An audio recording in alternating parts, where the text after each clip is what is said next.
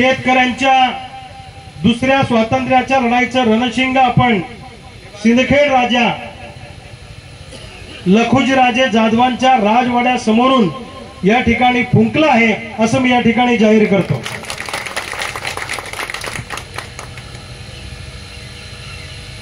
मला माहित आहे मी जरा अवघड आणि कठोर निर्णय घेतलेला आहे, त्यामुळं असा आत्मघातकी निर्णय मी घेऊ नये अशी तुमची सगळ्यांची इच्छा होती आणि आहे। पण मी जरा सर्किट डोक्याचा माणूस आहे, तुम्हाला माहित आहे। मला जर का एखाद्या गोष्टीची चीड आली किंवा अन्यायाची चीड आली तर मी जीवाची पर्वा न करता मी बाकी कशाचीच पर्वा करत नाही, पण मी जीव धोक्यात घालून जीव देण्याची सुद्धा तयारी ठेवतो आणि आंदोलनामध्ये उतरतो। हा माझा 22 वर्षाचा इतिहास आहे। भावांनो, सगळ्यात पहिले एक गोष्ट क्लिअर करतो की आज सकाळपासून शेतकऱ्यांच्या विविध मागण्यासाठी आपण आंदोलन पुकारलेलं आहे। यामध्ये प्रामुख्यानं सोयाबीनला प्रति क्विंटल किमान 7,000 कमाल 9,000 रुपये दर मिळावा, कापसाला प्रति क्विंटल 10,000 रुपये किमान आणि 12,500 रुपये कमाल दर मिळावा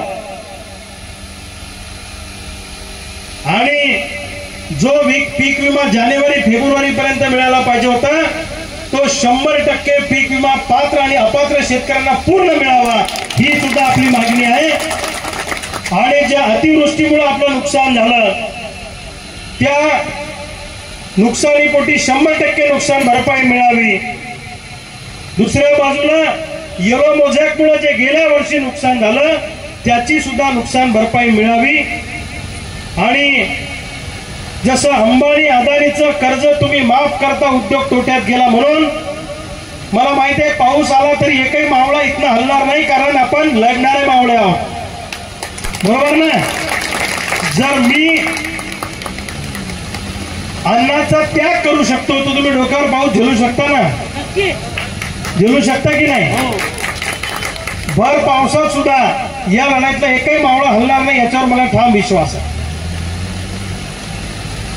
त्याचबरोबरीनं अंबानी अदानीचा उद्योग तोट्यात गेला म्हणून तुम्ही त्यांचा कर्ज राईट ऑफच्या नावाखाली माफ करता, मग 3 वर्ष झाले आमच्या सोयाबीन कापसाला भाव नाही म्हणून आमच्यावर झालेला कर्ज तुमच्या चुकीच्या धोरणामुळे आहे, आमचंही कर्ज माफ करा या महाराष्ट्रातल्या शेतकऱ्यांचं, ही सुद्धा आपली मागणी। आणि रोही हरणा रानडुक्कर याचा जो त्रास होतो, काही हरू नका, ओले झाले तर काही फरक पडत नाही ना, काही फरक पडत नाही ओले झाले तर, इतकं काय घाबरता बाळगो पावसाला? उलट तुम्ही भर पावसात जर का ही सभा केली किंवा ऐकली तर सगळ्या महाराष्ट्रात संदेश जाईल की हे लढणारे मावळे आहेत। भावांनो, जंगली जनावरांचा जो आपल्याला त्रास होतो, रोही रानडुक्कर हरिण, याच्यासाठी शेतीला मजबूत कंपाऊंड करून द्या आणि नुकसानीची भरपाई वाढवा अशी आपली मागणी आहे। शेडनेटचा विषय आहे जो आपल्या इथल्या सहकाऱ्यांनी लावून धरला होता, आपले नितीन भाऊ असतील, बालाजी भाऊ असतील आणि लावून धरला, तो एक विषय महत्वाचा आहे। आणि त्याबरोबरीने अजून 10-12 आपल्या मागण्या आहेत। शेत रस्त्याचा विषय आहे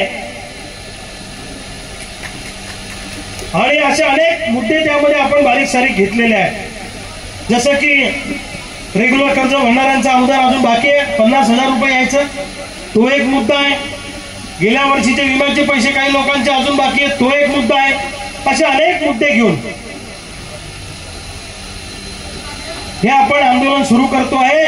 सोयाबीन कापसाची भाववाढ, पीक विमा पूर्णपणे, अतिवृष्टीची 100% नुकसान भरपाई आणि महाराष्ट्रातल्या शेतकऱ्यांना कर्जमुक्त करा, यासह इतर मागण्या जर का सरकारने मान्य केल्या नाही तर आपण कालपर्यंतची मुदत सरकारला दिली होती।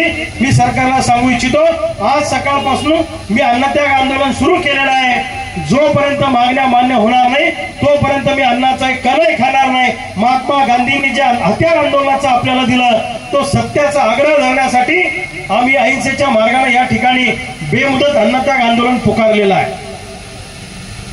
भावांनो, आपण त्या दिवशी वर्षा बंगल्यावर गेलो मुंबईला, आपल्याला अटक झाली. मेकरला मोर्चा काढला, डॉक्टर चाळे साहेब होते. इकडे मलकापूरला मोर्चा काढला. सातत्याने आंदोलन सुरू आहे, पण सरकारला जाग यायला वेळ नाही, जाग यायची त्यांची नियत नाही. लाडक्या बहिणीला अनुदान कोणी मागितलं नव्हतं, दिलं तर आम्हाला आनंदच आहे. तुम्हाला मिळाले तर आम्हाला काही दुःख नाही, पण आमचा खिसा लाखानं मारला आणि बहिणीला त्यातले 1,500 रुपये दिले याचं दुःख आहे.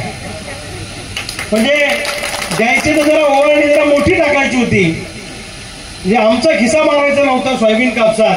म्हणजे इकडं लाखानं हाणलं आणि इकडं बहिणीला ओवाळणी दिली. बहिणीला दिल्याचं आम्हाला दुःख नाही, परंतु आमचा खिसा का मारला हा प्रश्न आम्हाला त्यांना विचारायचा आहे.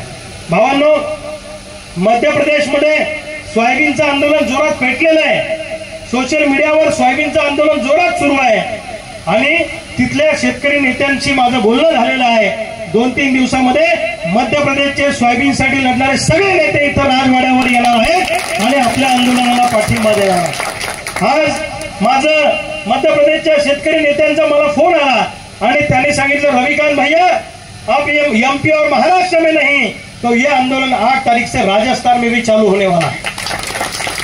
म्हणजे सोयाबीनचं आंदोलन फक्त सिंदखेड राजा बुलढाणा पुरतं नाही तर मध्य प्रदेश, राजस्थान आणि महाराष्ट्रामध्ये आंदोलन आता सुरू झाले. लक्षात ठेवा, आपल्या शेतकऱ्यांनी मध्य प्रदेशच्या शेतकऱ्यांचा आदर्श घेतला पाहिजे.